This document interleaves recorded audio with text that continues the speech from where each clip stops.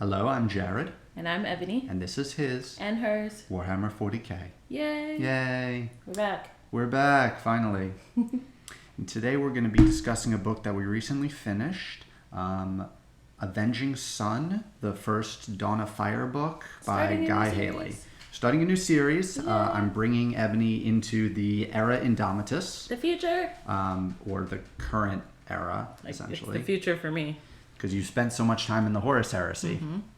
It's sort of a common issue with new people when they get recommended to start 40k and they're told, start the Horus Heresy, because everyone wants to start at the beginning. It's like, well, congratulations, you're 10,000 years in the past, and when you finally catch up, you won't have a clue what's going on. Yeah, I like the future. It's cool. The future is cool? The future is cool. Okay, sure. So, Avenging Sun is definitely... I would say it's built around being an intro book for new people to the setting. It follows immediately after the Gathering Storm series, which was a tabletop supplements that unfortunately are the only source for the end times. Basically, the time between when the 13th Black Crusade happened and Guilliman's return and all sorts of other fun nonsense that's bringing us to the era Indomitus, which is the current era. I do wish I had gotten some of Guilliman's return. I wish all of that is in the Gathering Storm. Yeah. He has a whole journey of being returned and going on what's known as the Terran Crusade. The badass suit that's keeping him alive. I wish I had a little bit more of that. There were 3 books all about that. Okay. Yeah. Whatever. You can tell me about it. So overall, I really enjoyed Avenging Sun. With Guy Haley, I feel you can always tell when he has his heart in his writing. The books that he was really pushing for versus ones that he was kind of hired to do, usually to fill in a gap. With this one, he has a background in journalism and was always really focused on answering questions and filling in gaps and making sure details sync up well. And it really shows. Yeah, I thought this book was great. I didn't feel lost as a new reader to the setting. Like I said, I wish I had some of that background on Guilliman, but I didn't feel lost. Maybe 2 chapters in, I was sure of where we are, sure of what's going on. And no, I don't know why there's this big hole in space, but I got it. There's a hole in space and it's bad and we don't know what's on the other side of it or why it's spreading. Right. I was on board. So I think the setup is good. I think the characters are great. Yes. Yeah. There is a gluttony of well-written characters in this, and maybe 1 too many storylines. They're all good. They just felt like we had so many perspectives. Yeah, so I thought that in the beginning, until those storylines tied together, I thought, all right, we're getting out of hand here. It's starting to feel like episode 7 million of Lost. What is happening? But once they started a few intercalating together, and I was like, okay, I see where we're going, and all of these people will be at the end of this thing, and that's fine. It's worth it. Would I have set it up that way if I were writing it? Maybe not, but with one exception. Yes, but yeah, I thought I liked it. I think I liked that. Usually, I don't love a split perspective sort of thing. I find it distracting, but I didn't because it ended so well.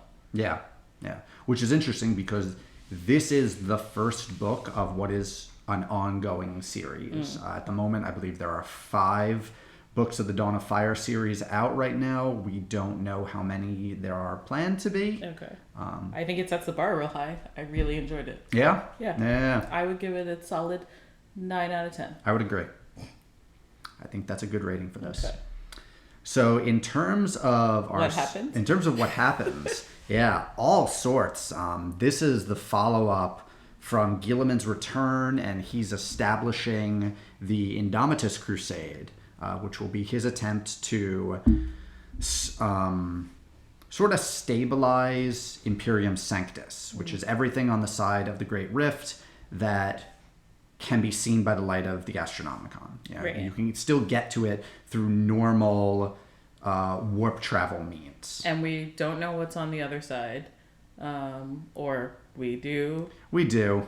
The books were written in sort of an odd situation because immediately following the Gathering Storm and the return of Guilliman, the decision was made to actually jump to the end of the Indomitus Crusade. And a book series was written for that called Dark Imperium that takes place about 100 years later. Okay. Those were now rewritten to take the Dawn of Fire books into account. Okay. They were also now, instead of being 100 years in the future, are only 12 years in the future. Okay. But that book series still happened. Okay. Like, it's still completed. It's part of canon. It's part of canon. Okay. So we do know at some point the Dawn of Fire series is going to merge into that. Okay. It is just sort of a weird setup because we know about those events. So you know the end of the story. You have some sort of bookend to it. Yeah. I would say, okay, let's see if we can get all the parts before all the parts come together. Okay. Okay. So there. I made a list. Oh, let's see if I can beat your list. I didn't make a list at all. Okay. Okay. So there is a scribe who is part of the great imperial machine of passing messages up the line. Nara Nissan. Yep. And she gets a message that, according to her tarot cards, which are imperial sort of standard tarot cards and part of religion, this message portends something terrible. And so she's trying to pass that up the line.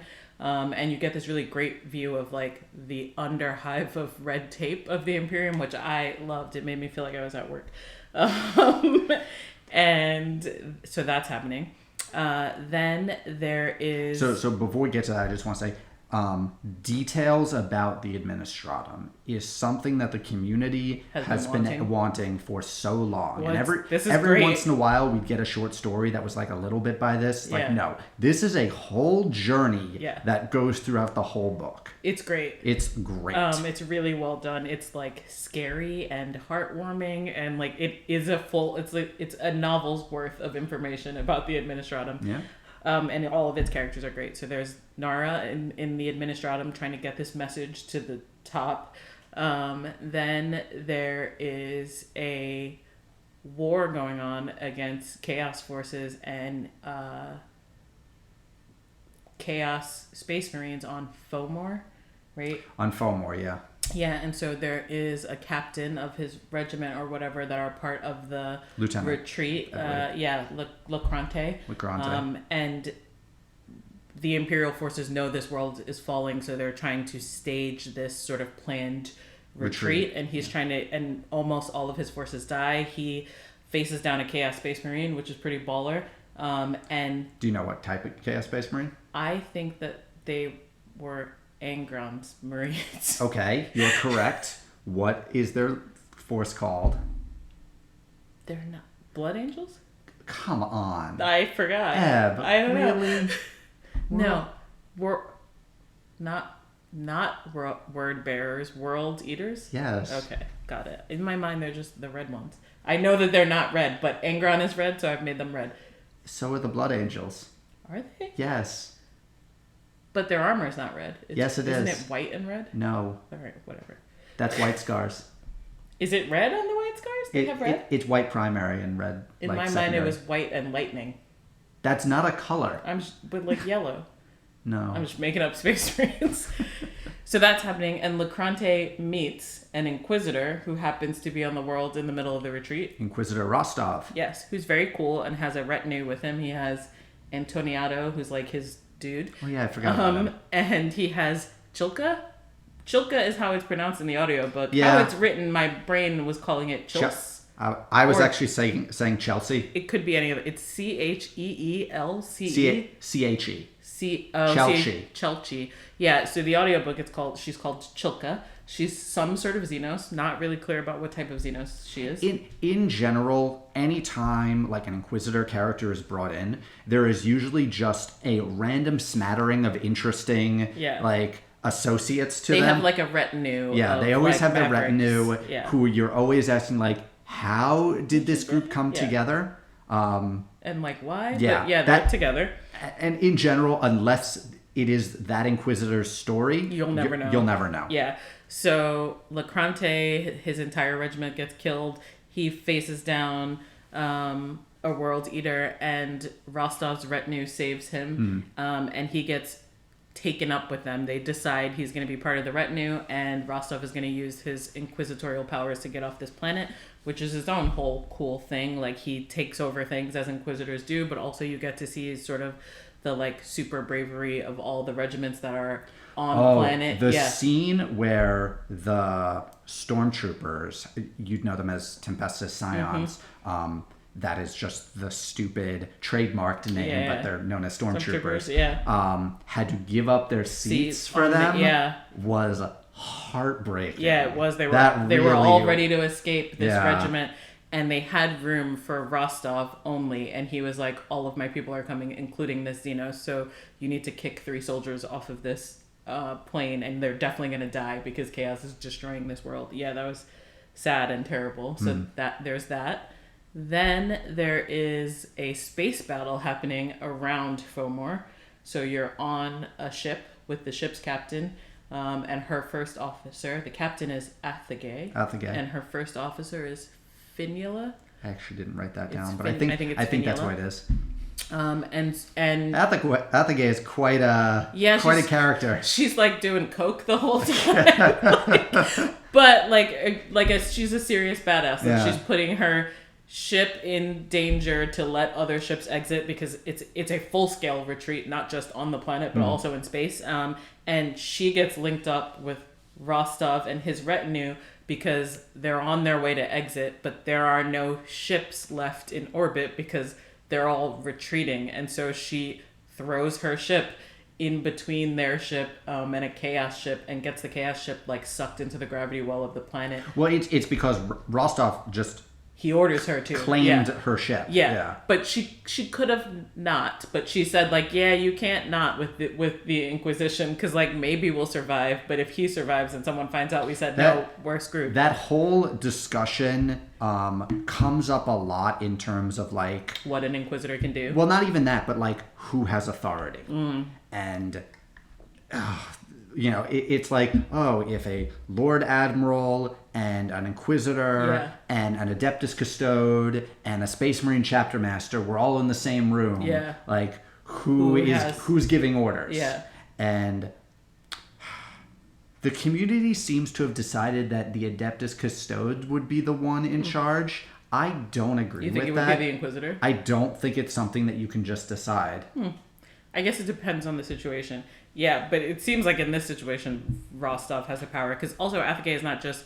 I mean, she's captain of that ship, but that ship is the head of a battle group. Like, she has other ships under her. Not that... so, yes, it's loose, because when they jumped into the system, she had other ships with her. Right. But, like, head of a battle group is, like, cool. You have a group of about 6 ships. Yeah, that's more ships than I have. Right. But, like, there are multiple ranks in between her and what's her name? Van Leskis. Which we'll get to that story. We haven't even gotten to the Guilliman side of the story. So Athagay's ship saves, which the ship is the Saint Aster. It is. Saves Rostov, and they're on board, and they are trying to make their way back to a meeting point for the rest of a battle group. At the same time, sort of at home, I guess, Guilliman is setting up the Indominus Crusade. Ships are getting built. All of these things are happening. He is starting the Logisticarum, which is kind of an administratum arm, but... So he's basically merging what was known as the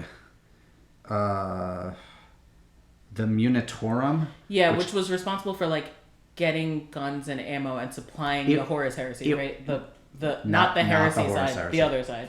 No. The Imperial forces. Yeah, but you're way off on that. That didn't exist during the Horus Heresy.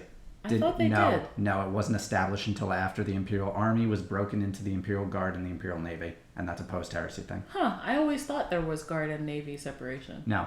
Maybe I just decided that. Yeah, the Imperial Army was one thing. Oh, I guess because I read out of order. I read Eisenhorn before I read the Horus Heresy. Correct. So in my mind, they were always separate. Okay. Yeah, Eisenhorn is way closer to this series than it is to the Horus Heresy. And there was definitely like a Munitorium situation in Eisenhorn. Yes, okay. You're correct. Yeah. So he is setting up this Logisticarum, which functions as sort of better red tape. That's how I would describe it. It's like like if your company hired someone to make their red tape work better, and so it's all run by like kind of mavericks, like people who had administrative jobs but hated them because they thought they were super inefficient and terribly planned. Yeah. And so he set up this system of better planned red tape. Which brings us to our next storyline, Yes. which is Fabian. Yes. Who is not part of this group.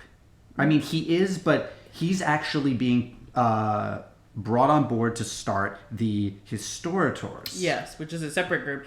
But his storyline starts with, like, he's having dinner with a bunch of other adepts of whatever their red tape department was that is inefficient.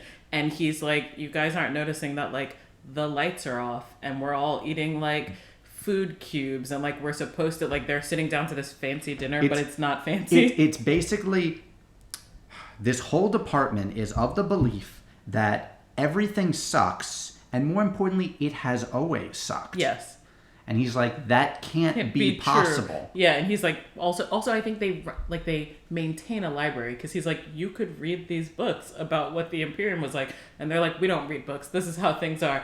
And like, he says something like kind of rude, like they're toasting the Emperor and the Imperium, and he's like, yay, Imperium, and they're like, oh, heresy, and like they want to like call the police on him or whatever, and he could get in trouble for it. And so like he goes back to his room, and then all these guys show up, like they're trashing his room and making it look like he was robbed, and they're like, you have to come with us. And he's like, what? And they're like, you could come with us and maybe live, or you could stay here and definitely get murdered for heresy. And he's like, I guess I'll go with you. And they like drag him out, like they like frog march him out, like he's getting punished for his heresy.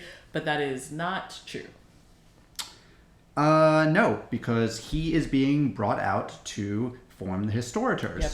which it wasn't as detailed in this, but in a bunch of other sources, it's way better covered. The Historitors are sort of like a recreation of the Remembrancers. That's what it felt like, yeah. From the Horus Heresy. But it's for things that Gilliman missed, I think. Yes. Right? It's to cover the time frame when he wasn't there. Yes. Yeah. Yeah. So he's like trying to figure out how the Imperium went from What on he its remembered way as. to the Emperor's Yeah. vision to red tape terrible. Right. Yeah. And we know as the readers and like as fans, there have been literally dozens of like full historical purges across the Imperium at multiple points for multiple reasons. Yeah. You know, of various efficiency and quality. Right. And they're trying to give him an actual history. Right. So that's happening. The ships are getting built for the Indominus Crusade at the same time. So he's got, are there 9 fleets? 10. 10 fleets. There are 10 fleets, of which 6 are almost ready or are like basically ready. And the other ones are not at all ready. They're not all ready, and they're also not leaving from Terra. Right. They're leaving from other Other locations. places. And so the first fleet, Primaris? Primus. I remember the one that's important for the story, which is Tertius. Fleet Primus is supposed to be ready to go first, but terrible things keep happening to them. No. Incorrect. Is it not Primus? It who's is supposed to go not first? Primus. No. It was Quintus. Why would Quintus go first? Because they were the ones who were ready. No, but the fleet that ends up leaving is Tertius. Yes, the fleet that ends up leaving is Tertius. Fleet Primus is just the one that Guilliman is going to be leading. But they're also ready, right? I kind of. Not close to exactly. ready. Yeah, so I'm checking my notes. Fleet Quintus was led by Lord Presorius. They were the ones that were having the most trouble. Oh, in my head I thought they were Primus, but probably No. because that makes sense. No.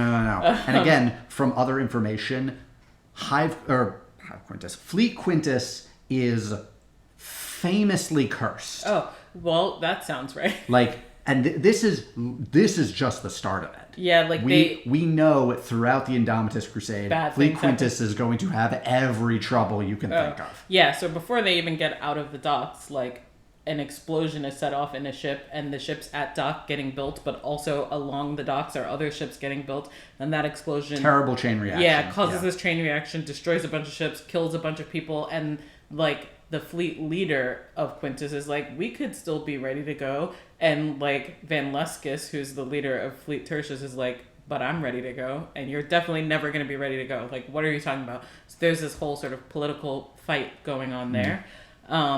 Also, there's the Belisarius Call story. So, one of the other... I love. We have to read The Great Work, Okay. which is Belisarius Call's book. one of the pieces of this story that we haven't even touched on is the Space Marine elements. Yeah, we're and not there yet. I'll get to Messinius.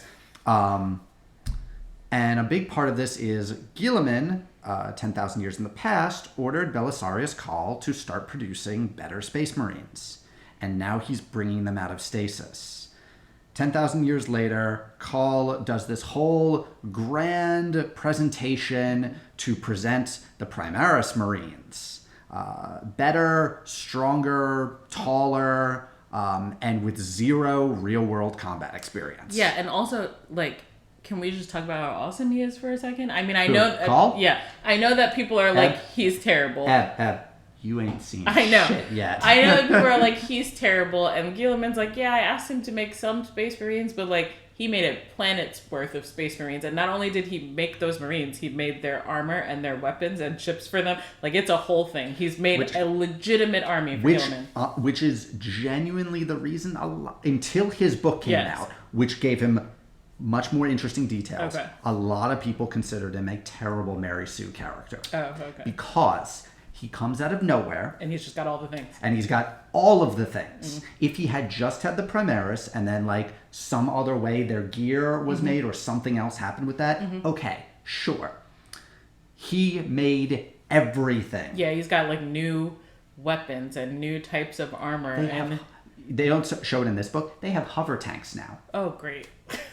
Yeah. It's pretty awesome. I think it's awesome, and I didn't hate it. Yeah, Cawl. I'm all about better and more efficient.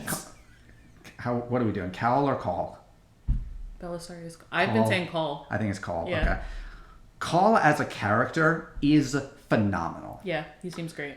I just don't think we get to see enough pushback on him.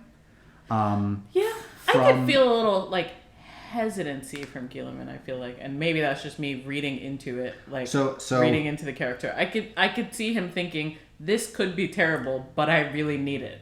If we get to the Dark Imperium books, which again were written before this, but technically happened later, there are elements of that really made people hate Cawl. Okay. That I'm pretty sure have been retconned now, or some. I also feel like there's a little bit of this pageantry that's happening to introduce the Primaris Marines. A little bit of pageantry? No, a lot, but I mean a little bit of sort of the nuance of that pageantry, I think, is sort of a way for Guilliman to make it seem like this isn't a thing that his personal genius masterminded, right? Like it has to read a little bit like I asked him to do this small thing and he did this huge thing, and that huge thing is useful and I can't not use it as a leader, as opposed to it reading like, I'm Guilliman, I showed up, I planned this a long time ago, and I expected this army, let's go to war, right? Because there is some pushback on the Imperial side against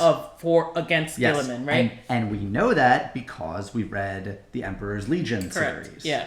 So I think that that's a little bit of Guilliman's genius as well. Yes. Something that Guilliman, anytime he attempts anything, he's so like forward thinking in terms of like, what are other people going to think about this? Yeah, I definitely got that clearly. We saw that here. We saw it when he established Imperium Secundus, which the reason that is not in any of the history books is because... Retconned? No. Do they just blank it out? Does it just not happen? No, Guilliman buries it. Ah. Because can you imagine if he were to come back and be like, I started an Imperium. I started another Imperium because I thought the Emperor was dead. Yeah. I mean, in his defense, he didn't make himself leader of the other Imperium. It was like a tripartite, democratic other Imperium. That sounds better. People are servitorized for way less. He tried his best to make it like not... Yeah. Terrible. Yeah, okay. I mean, a lot of people will say you're clearly doing the same thing now. Yeah, I think he was worried about that, and it's fine. Yeah. However, our perspective characters on this are a Firstborn and a Primaris. Which I think is great. Yes. Yeah. The Primaris is definitely the reader self-insert. Yeah. As like asking the questions, especially for people that wouldn't have had the Gathering Storm books, wouldn't have had the codices, didn't read Dark Imperium. are asking the questions about what the hell is happening, Yeah. why do we exist, Yeah. like what are we doing, Yeah, and those his kinds name's of things. Farron Arios, which when he's awakened, he drops the Farron and is just Arios. Yeah. And he is of the Ultramarine lineage. Call created hundreds and hundreds of thousands of Primaris of each of the lineages. Of the not Trader Primaris, to be clear. So he says. We'll talk about that later. Yeah, when I read that, I thought, I might have made some of the other ones with some tweaks. Again, there's a paragraph in Dark Imperium that everyone points fingers at and goes, what do you mean you did that? Mm-hmm. Okay. Our other point of view character for the Space Marines is Messinius, who is a white consul that originally journeyed to Ultramar to petition the Ultramarines to save his homeworld. That homeworld we actually got to see being attacked in Lords of Silence. That is right. I just read that. Which I didn't realize Messinius was going to be of the white consuls. I don't actually remember his person other than... I don't remember him being in that book. He wasn't in that book because Because he was gone. Because most of them were gone. Half of the chapter was gone. Right. The white consuls operate on like a 2-chapter master system. And everyone else died. Sort of. Yes. Yeah. Okay. So he went back to Ultramar to get more Ultramarines. Well, to get help, essentially. And basically ended up caught in this whirlwind group that would form the Terran Crusade to make it back to Terra in order for Guilliman to meet with the Emperor. Which is another thing. Yeah, which we don't. However, he then got stuck on Terra when the Great Rift opened, which started it's either the second or third siege of Terra. Okay. As far as I know, there's one. I know. Okay. Basically what happened is when the Great Rift opened, chaos forces flooded out, went everywhere. The forces of Khorne specifically did not want to wait. And went directly for Terra. Okay. And we get the flashbacks of that when Messinius is using like traditional psychoindoctrination techniques to relive those events. Gotcha. Okay. That's what that was never detailed in a book, okay, as far as I know, other than like seeing it in the Gathering Storm. Okay. So we get little flashes. Yeah. So that was the events of him fighting off demons during the Second Siege of Terra. Oh, I'm wrong. The First Emperor's Legion book. Oh yeah, that is Khorne. That was the additional. I remember reading that book happened. thinking, what is happening? Yeah. The book was good. Okay. All of that you're right. ends with Guilliman's return fighting Magnus on the moon. Okay. Such a weird sentence. It's the nerdiest sentence ever. Yep. Okay, so that's happening, and so Guilliman is going to send Messinius and Arios' unit to Fleet Tertius, which is run by Van Leskis, who is sort of this ambitious but also really accomplished sort of naval officer, and to check if they're ready, right? Because he knows that she's saying she's ready so that she can go first, because it's a big deal to be the first legion, the first fleet out of the Indomitus Crusade. So their job is to go make sure she's ready, see what they need, etc. Also on your way, check out what the heck happened on Fleet Quintus, because Messinius is sort of Guilliman's primary security. Like attaché? Yeah, he's like his adjutant or attaché, yeah.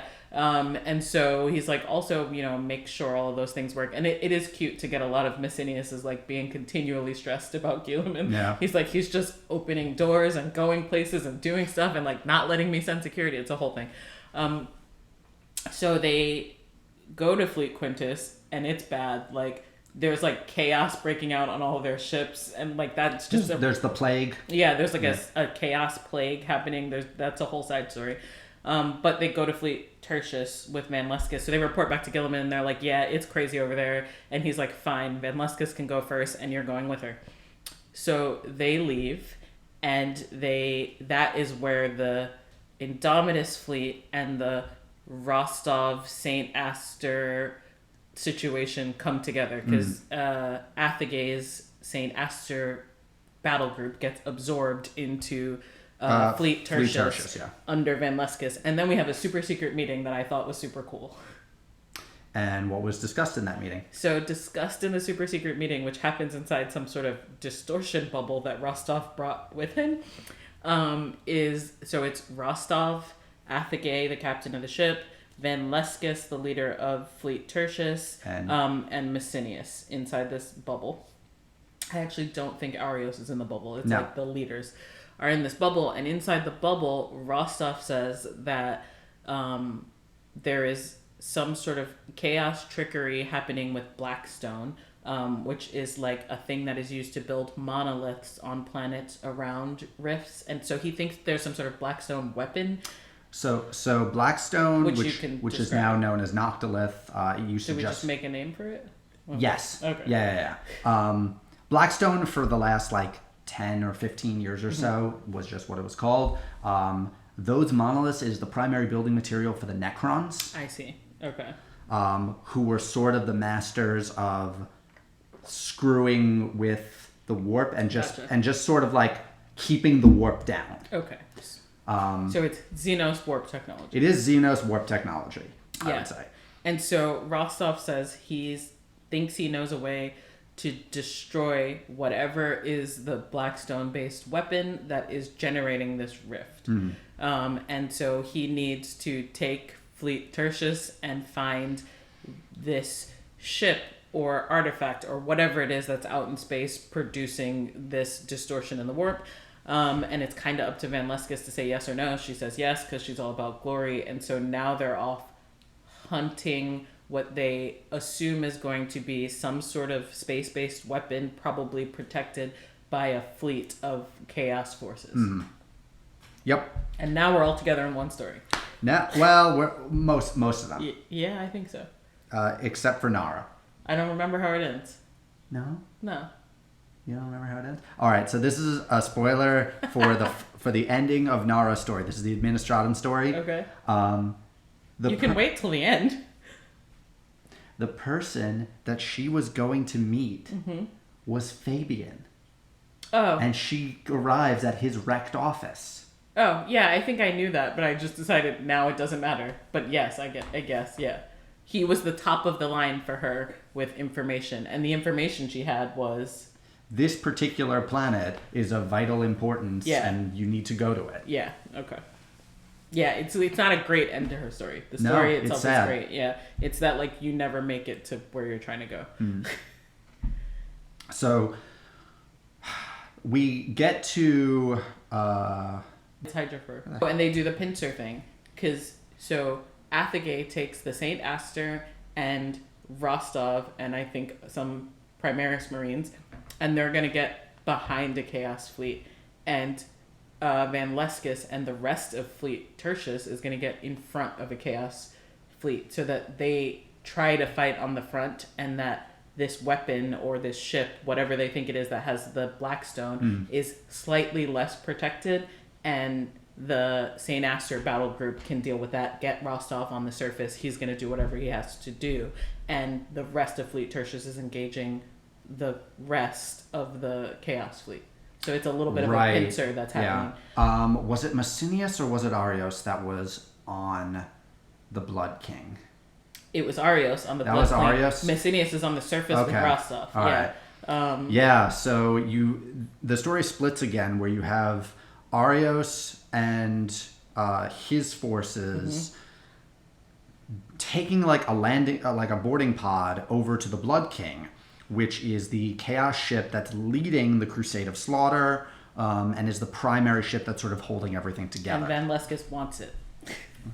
She wants to destroy it. She wants to take her ship directly head on against the Blood King, but also they put Space Marines on it in the middle of this battle. Yeah. Right. And so that's cool, getting to see Arios on his own, leading a mission, and they do relatively well. So what I particularly liked about that is on the Blood King, they come across, I want to call it a demon prince. Okay. because it speaks and says it has ascended. And I'm pretty sure it is a human ascended demon prince. So this is the captain of the Blood King, This is right? the They captain get of the there Blood and it's King. like a statue. They're trying to figure out. They're trying to get to the bridge to take this ship, and they get to the bridge and it's like this statue, and then that statue comes to life, and everything goes downhill from there. Right. It's so rare to see a human ascended Blood King as a demon prince as opposed to a Space Marine ascended demon prince. Yeah. Now, it's not 100% clear. It could have been a Space Marine because with Chaos fleets, like, you can get Space Marines as in the captain's chair. Yeah. But usually it's a human. Yeah, it's unclear, but it definitely is some sort of demon. And there's a battle, and that battle is going not super great for Arios, but like they're holding their own for a bit. Meanwhile, at the other end of the battle, Rostov is on the surface With Messenius. Yeah, and Lacrante, his human, and Antoniato and Chelka. And Chelka's been carrying this backpack the whole time that's like super heavy. Like there are points where Lacrante like helps her carry it. She's got really short stubby legs, so like sometimes he helps her like jump things, and he's like, what the heck's in this heavy ass backpack? And what is in that backpack is some sort of Xenos device. Yeah, I had no idea what that was. Yeah, I don't know what it is either. To destroy this thing that is generating the warp wake, which we get to see. So actually, a ship is towing a giant asteroid, and on that asteroid are members of the Dark Mechanicus and some sort of spiked black stone thing that is spinning and dangerous. Like, that's the best I can describe it. They basically construct Blackstone to form the Chaos Octet. Yeah. And it's putting holes in the space-time continuum. What's sort of new to maybe the last 5 or 6 years is the idea that Blackstone, you can use it to either suppress the warp or enhance the warp. Gotcha, yeah. And before that, it was only known as a warp suppressant. Yeah. Chaos, is like Abaddon especially seems to have pushed this idea that you can supercharge Blackstone and use it to enhance the warp. Yeah. Which is fairly new. And in defense of this book, I feel like we're not doing a good job. This is a crazy ass space battle. Like, demons are falling out of a warp rift. Like, it's a full on like Warhammer battle, and it's great. It's described really well. Like, there are null maidens on the ground, like trying to protect forces because chaos demons will die in their presence. It's great. There's like a lot of great battle stuff happening that we're not talking about for the sake of time. I actually didn't like, the last third of this book. I loved it. Didn't grip me nearly as much. That's weird. Usually I don't love the battle stuff. I thought it was great. Okay. Yeah, and so the sort of spoiler is that they do this thing and they destroy it and it works. And who were they fighting? They're fighting Dark Mechanicum forces and demons. There's a particular Chaos Legion. Who did they capture? Who are they interrogating? Captured someone? Yeah. I don't... Who was Rostov interrogating? Oh, that's right. He's end? interrogating someone at the end. I don't know. No? What legion is super chaos focused? Word bearers? Yes. Okay. Yeah. It's word bearers and world eaters? Yes. Yeah, it's yes. multiple. There are multiple chaos legions. Yes. Okay. And what we learned from that is there is someone controlling both groups, known as the Hand. The Hand of Abaddon. Ah, okay. Yeah, it's spooky. So they win, and sort of limp back to wherever they're meeting the rest of the fleets that are joining up. And the end is that Rostov has this word bearer in the dungeon, and Rostov is a psyker and is using super crazy torture and psyker abilities to pull secrets out of this Chaos Space Marines. Yeah. And so the end is sort of a cliffhanger. I would expect sort of continuous cliffhangers. Because it's a continuous story. I'm not against the cliffhanger. What I do know for the series going forward is there are other authors are writing books in the series. However, Guy Haley is the sort of lead editor on all of them. So he's the logistic harem. He is maintaining the consistency across the books. Well, that's good. It's good to have a single person be in charge of your things. Something else I did enjoy, and I maybe they just sort of passed, You buy more. That we get a couple of one-off characters who all, like, within 5 pages are dead. I really liked them. Okay. There was Adoli 5963, who was the He was like repairing something in the engine. The engine seer who was repairing the ship at Fleet the ship Princess engine that explodes. Yes, Yeah. and he had little pet robots that were adorable. Very cute. Yeah. I also really liked the navigator who found the the Blackstone device. Yeah, so Rostov had a way to find the Blackstone device in the warp, and it required a navigator, and it was definitely going to kill that navigator, and it definitely killed him. Yeah, and I thought that was great. Really, really well done. Yeah. Any other one-offs? The guy in Lacrante's Legion who was just like, I'm tired of running from these Chaos Space Marines. I mean, he kind of got the rest of their him I didn't killed, remember that much. But yeah, like they were running and trying to do this retreat, and like they heard the Chaos Space Marines like torturing humans on the other side of a hill, and he was just like, I'm over this. Like, what's the point of being in the Emperor's army if we don't actually fight these things? And Lacrante's like, shut up, we're gonna die. And he was like, yeah, no. And he just like pulls out a sword and runs over that hill, and obviously their whole like unit gets destroyed except for Lacrante. But like, I thought that was pretty cool. That wasn't smart. Yeah, no, it wasn't the best tactic for that, but I get the sentiment. Right. Yeah, so I really enjoyed this book. I did too. And so much so that I was like, we have to do the next one. So now we're doing the next one. So our next book is The Gate of Bones by Andy Clark, which is the second Dawn of Fire book. And it's real good. And we're getting I already started. I'm in like chapter 4, and it's great. All right. Yeah. I think that's all we have for our discussion today. See you next time. See you next time. Bye. Bye.